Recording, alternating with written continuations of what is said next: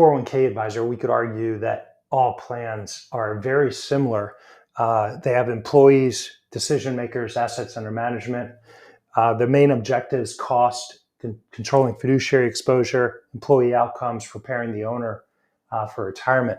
But if we think about the different scenarios of plans, and you think about how you're presenting your services in the marketplace, how do you differentiate with a plan sponsor to make it make sense, the different types of plans there are? So you have a startup plan with no assets, no employees, just getting started. The needs are low, the owner's probably handling the thing. And then it grows and it gets some assets in it, more employees, needs more complexity. All of a sudden there's assets in it, so they have some leverage with the record keeper to bring the cost down.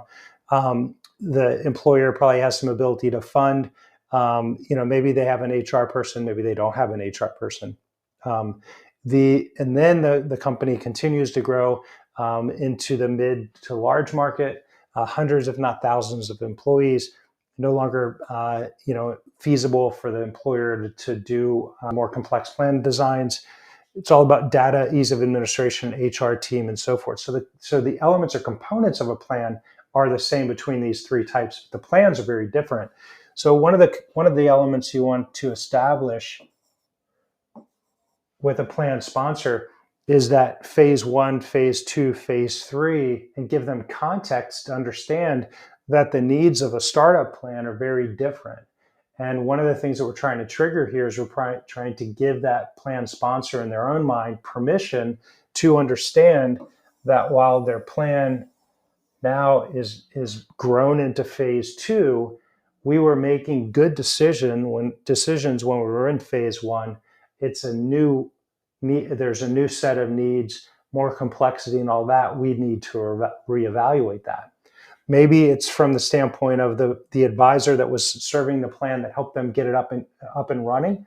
Doesn't really focus on 401k plans, so they don't have a proactive model. It's just call us when you need us. So maybe that plan sponsor now has assets, now has complexity, now needs help.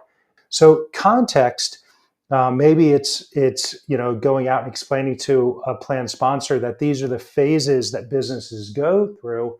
You are in phase one. We've built our model for phase two, and the way we can serve startup plans is we charge a minimum fee.